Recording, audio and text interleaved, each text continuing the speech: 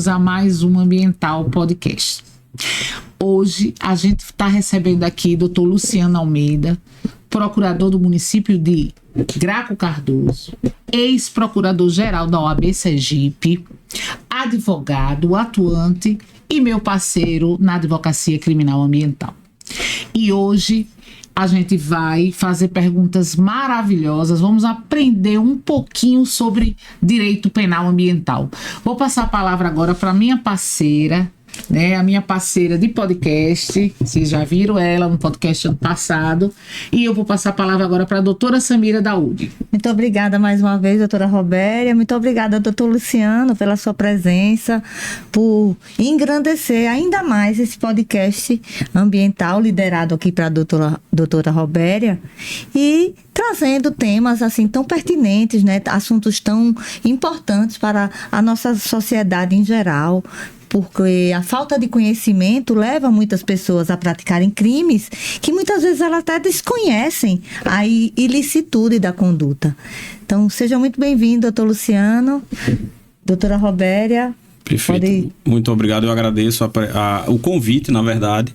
É uma satisfação poder participar. Eu assisto bastante os podcasts de Robéria e aguardava o dia que eu seria convidado. E aí ela me convidou, então, para mim é uma satisfação. A gente tem, como ela falou, uma parceria em alguns processos, especialmente nessa parte criminal, e a gente sempre se auxilia, tanto na área de recursos para cortes superiores, que é uma especialidade dela também, uma especialidade minha, a gente atua muito nessa área, então sempre tem essa troca de experiência, sempre tem essa troca de conteúdo, que é muito importante. E nessa parte ambiental, de crimes de tipos penais ambientais, esse é um dos principais problemas, Samira, porque o pessoal às vezes desconhece que o simples cortar de uma árvore que está atrapalhando, aquilo constitui um crime ambiental, aquilo constitui nos termos da 9605, que é a lei de crimes ambientais, aquela simples supressão, que é o termo técnico do tipo penal da conduta, aquela simples supressão pode ensejar uma responsabilização penal de vários tipos. Especialmente porque na 9605, e aí nessa área da supressão da flora, a gente tem tipos que são, de certa forma, o que a gente chama de norma penal em branco, que eles precisam de uma complementação e, às vezes, via de regra, essa complementação é administrativa, uma resolução do CONAMA, um procedimento um processo administrativo de licenciamento, que aí a pessoa deixou de fazer e vai responder pelo crime ambiental de supressão irregular porque ela não licenciou. Então, é importante porque precisa desse conhecimento. A gente vive hoje, Aracaju hoje está crescendo para a área da praia. Então, é uma coisa que precisa ser observada, que ali tem duna, ali tem restinga, ali tem vegetação de área permanente, de área de proteção permanente, algumas ali. Então, é uma temática importante e o pessoal precisa estar de olho aberto para não estar respondendo aí depois um processo penal que não é bom para ninguém. Doutor Luciano, só para esclarecer, existe uma diferença, existem vários tipos penais, em relação à supressão? Se tem supressão com um tipo mais severo quando se tratar de uma área especialmente protegida, me explique um pouquinho se há diferença de tipos penais para tipos de supressão diferentes. Perfeito. Roberta, o importante disso é a gente lembrar que nos termos, lá no 225 da Constituição, o meio ambiente é um bem jurídico especialmente protegido. Então, como qualquer tutela jurídica de natureza penal, quanto mais importante o bem a ser protegido, mais severa é a resposta do direito penal. Ainda que ele seja a última ratio, é a última coisa que deve acontecer. Ele tem nessa área, nesse bem jurídico, diversas previsões que podem realmente atrapalhar a vida de uma pessoa que às vezes não sabe nem o que está fazendo. Então, de tutela jurídica do bem do meio ambiente, a resposta penal vem da mesma forma. Então, quanto mais importante o bem jurídico tutelado, maior a resposta penal. E nesse caso da supressão, além desse perigo das normas penais em branco, que pode vir um entendimento administrativo que torne crime uma certa conduta,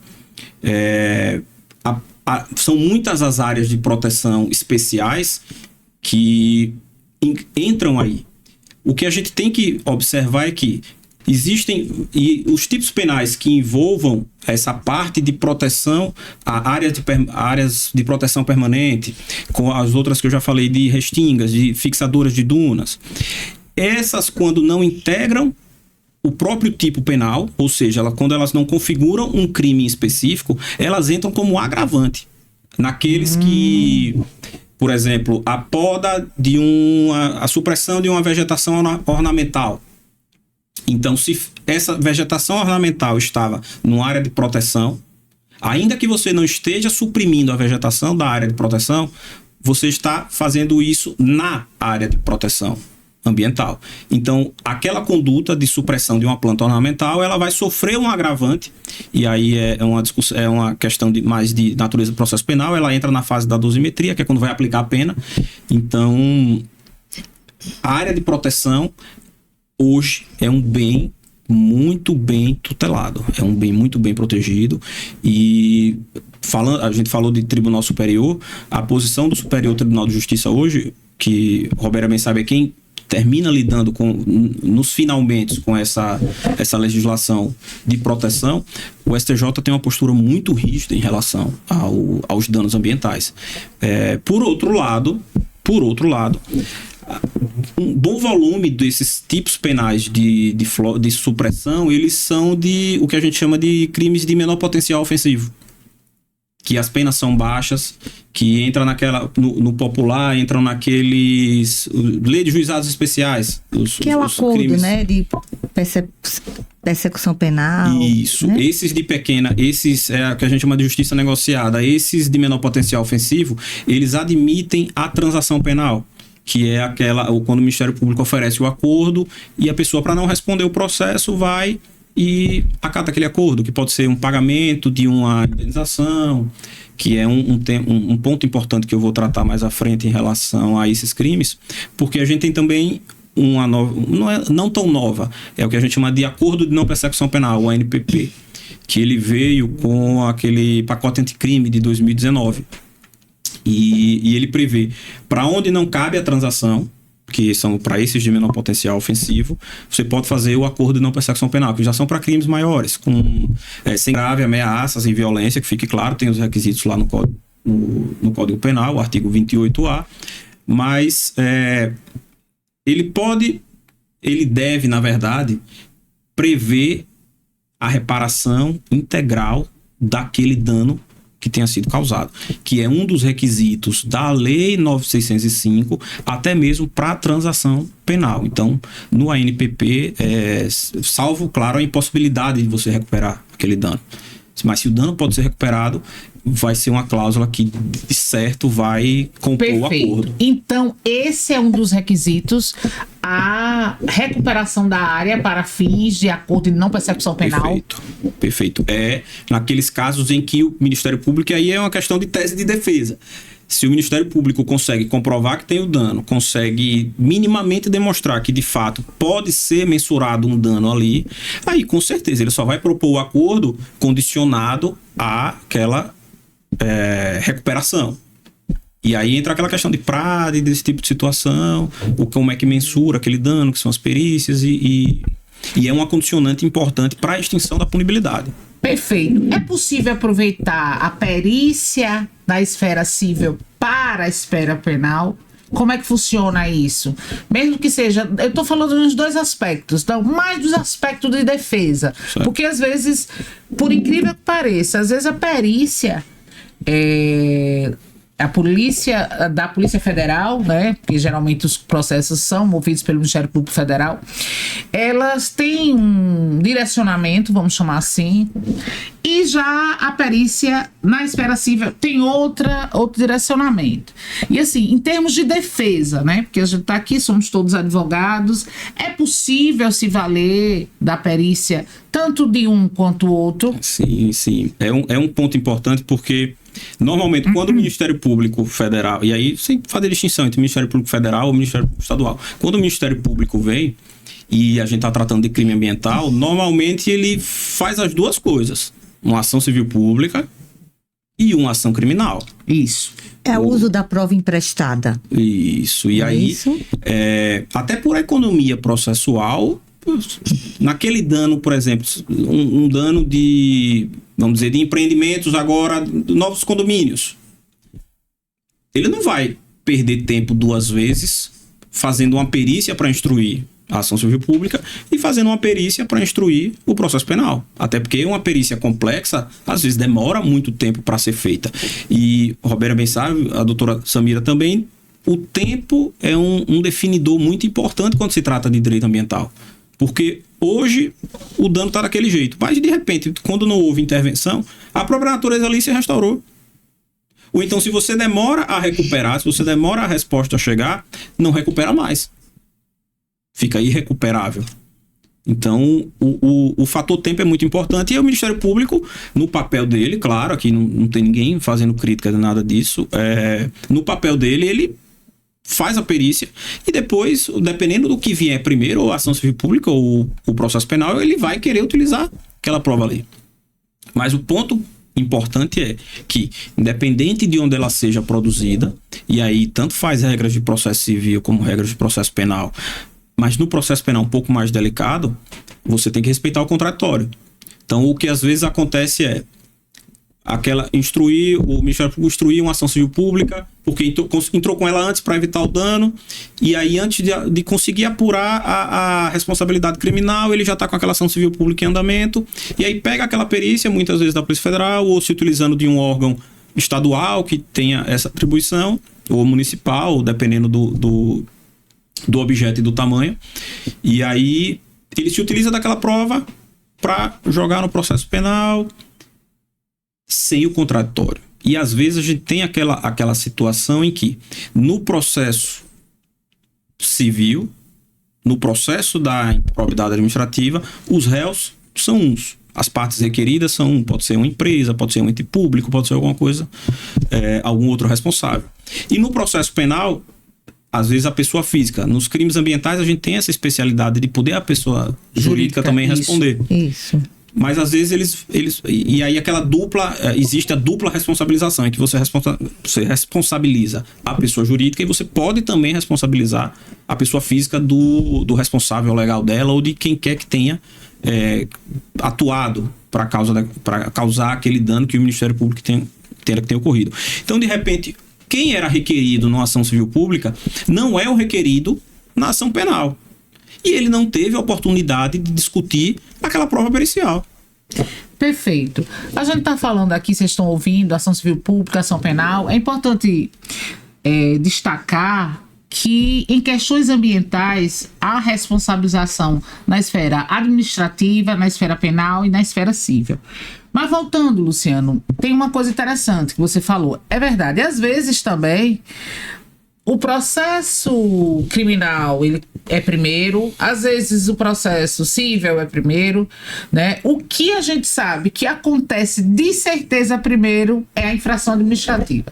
Porque o que acontece? Quando ocorre uma infração administrativa, esses autos de infração, né? Isso são encaminhados para o Ministério Público, né? Seja ele estadual, federal, e daí se forma um inquérito civil ou inquérito penal, ou inquérito civil e inquérito penal, a depender da situação. Até porque nem toda infração administrativa corresponde a um tipo penal. Exatamente. Perfeito. E é muito importante a gente ressaltar que o número de infrações ambientais no estado relacionada à supressão de vegetação tem crescido assim absurdamente, né? Tanto é que nós temos as operações de da FPI, né, para proteção Caatinga, tem agora da Caatinga. Proteção Exato. da Mata Atlântica, e todas essas operações quando elas acontecem, elas acabam gerando uma série de autuações, Exato. né, em razão da supressão de vegetação, e a gente observa também que muitas pessoas às vezes até desconhecem Perfeito. que praticando determinadas supressões aquilo ali também estaria configurando um crime, né? Então existe ainda um desconhecimento sobre o que é ou não crime, qual o limite, né? Qual é o limite daquilo que eu posso e o que eu não posso, daquilo que é lícito ou ilícito. E para que uma supressão seja lícita, quais são os requisitos, doutor? Para para que as pessoas possam conhecer minimamente, né, o que é importante para ela fazer, caso ela tenha interesse, tenha necessidade realmente de suprimir alguma vegetação, qual é a condição que é importante para que ela execute isso sem estar praticando um ilícito penal. Perfeito. Autorização, né, doutor? Autorização, o pedir. Perfeito. E esse, eu me recordo, eu assisti a um dos podcasts que participou o promotor doutor Eduardo Matos. Eu assisti a um desses podcasts do Ambiental Podcast, que era o doutor, e ele bem falava sobre essa situação. Porque ninguém pode alegar o desconhecimento da lei. Essa é a primeira lição básica, né? Ninguém pode. Claro. Mas, num país como o nosso, exigir que a pessoa que está ali andando no seu triciclo, capinando o seu lote lá na sua frente, na frente da sua casa, e aí de repente pega alguma vegetação que se enquadre em algum desses tipos, né, penais, ela não vai saber. O principal ponto é conscientizar. Então, a Secretaria de Meio Ambiente Estadual, Municipal, tem o papel de conscientizar, educar. E aí você educando, você evita essas situações. E para evitar elas, você quer fazer qualquer coisa, procure o órgão competente para aquela matéria. Procure o órgão competente para aquela matéria. A gente teve uma inovação normativa muito boa em dezembro de 2025 agora, que acontecia muito da pessoa pedir para fazer uma retirada de uma árvore que estava atrapalhando a fiação, que estava invadindo a casa dela, que estava estourando uma tubulação. E aí ela protocolava esse pedido. A gente sabe que às vezes o serviço público tem uma resposta um pouco mais lenta do que a situação real pede. E ficava aquele pedido lá e a árvore ia danificando tudo, ia quebrando tudo. Quando ia sair a autorização, não tinha mais nada. Então, teve uma inovação agora, em dezembro de 2025, que atinge muito isso. Se o órgão público responsável pela apreciação do pedido e liberação ou a negativa desse pedido de supressão, de poda, na verdade, ele não se manifestar no prazo de 45 dias, a autorização é tácita. Então, a pessoa pode ir lá e tirar, olha, pedir, vocês não resolveram, eu não posso esperar. É o básico da situação. Muito importante essa informação, viu, doutor? Exatamente. Porque eu acho que nossa população desconhece isso, né? Então, nossa sociedade, muitos não conhecem essas regras, né? Pelo fato de não serem... Infelizmente. Não terem essa educação ambiental de uma forma tão forte. E é muito importante isso. E agradeço muito ao senhor por trazer essa contribuição tão importante para a nossa sociedade. E fica justamente essas duas lições. Antes de fazer qualquer... E aí é uma coisa que serve para a vida, né, Roberto? Antes de a gente fazer o que a gente não conhece, a gente tem que procurar se informar. Então, quer mexer em alguma vegetação, vai construir alguma coisa, até porque construção civil tem regras próprias. Você tem que ter uma caixa de coleta na frente ali para o material, que é o que chama também de material de poda, né? Você tem que ter aquilo ali. Então, não conhece, está em dúvida, vai lá, conversa, pede esclarecimento. O papel do poder público é esse. A gente que atua com o poder público, a gente sabe que uma das principais funções é orientação e educação. Perfeito. Orientar e educar. Não tem como fazer intervenção, mesmo dentro da sua propriedade privada, sem essa orientação. Perfeito. Uma orientação técnica, jurídica, se a priori você entender que não precisa contratar um técnico, você vai ao órgão e se informa. A informação, ela é de direito de todo cidadão. Exatamente. E aí, se posteriormente você precisar de uma assessoria técnica ou de uma assessoria jurídica, eventualmente, é melhor prevenir do que remediar. Então, eu estou na minha propriedade, o lago está na minha propriedade. Bom, a gente quando fala é nossa propriedade, mas a gente tem limitação. Por quê? Porque o direito ambiental é um direito de terceira geração, é um direito difuso, ele interfere na toda a coletividade. E a proteção, ela é bem rígida. Eu só não acho que é rígida para os tipos penais. Você concorda, doutor Luciano? É rígido. Todo processo penal é rígido. Responder um crime por si mesmo é uma pena. Então, a principal lição, ponto mais importante, na minha humilde opinião, é educar e orientar. Esses institutos despenalizadores são importantes, esses institutos de negociação são importantes porque dá a oportunidade da pessoa que não conhecia reconhecer que errou, e ali fica a principal lição de um processo punitivo qualquer, seja administrativo, seja penal, é que não se repita. Então, alguém que respondeu um processo por supressão de vegetação só vai responder outro se quiser. Perfeito. E cuidar de vegetação, né, não é só proteger as árvores, né? Proteger as nascentes, a biodiversidade, a flora, a fauna como um todo, né? E a nossa vegetação, ela é riquíssima. E se nós não protegermos ou dermos, né, a atenção especial que a nossa vegetação necessita, podemos ter complicações sérias aí no clima, no futuro, né? No presente e no futuro. Exatamente. É como eu digo, né?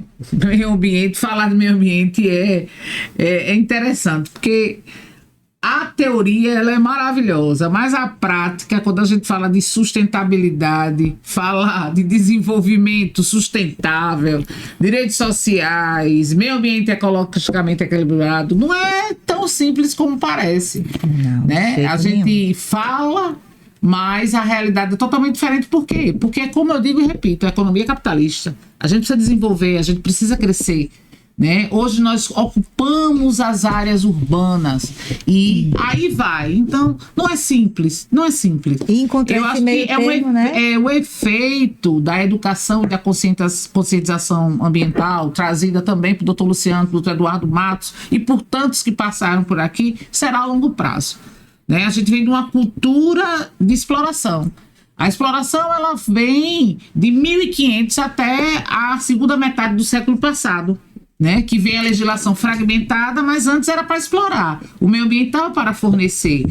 Porque matar, eu costumo dizer isso, para brincar um pouquinho, né? Matar, no mínimo, de séculos e séculos, era pecado. Mas suprimir uma vegetação, você responder por um crime, isso é novidade. Concorda, doutor? Quais são as suas palavras? Em gênero, número e grau. Um dos gargalos é esse, é que o que não era crime antes, hoje é.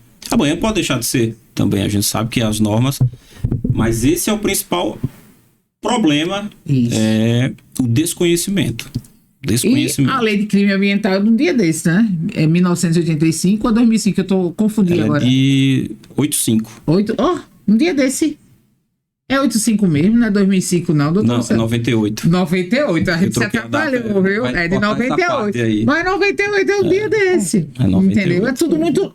Eu costumo falar, é tudo muito novo. Ainda tudo muito novo. É um bebê engatinhando. Exatamente. Né? Direito ambiental é 1981, Política Nacional do Meio Ambiente. E aí se vai. Para encerrar, doutora Semira, tem alguma pergunta? Não, é só uma consideração mesmo, né? Porque nós temos visto, né, na prática,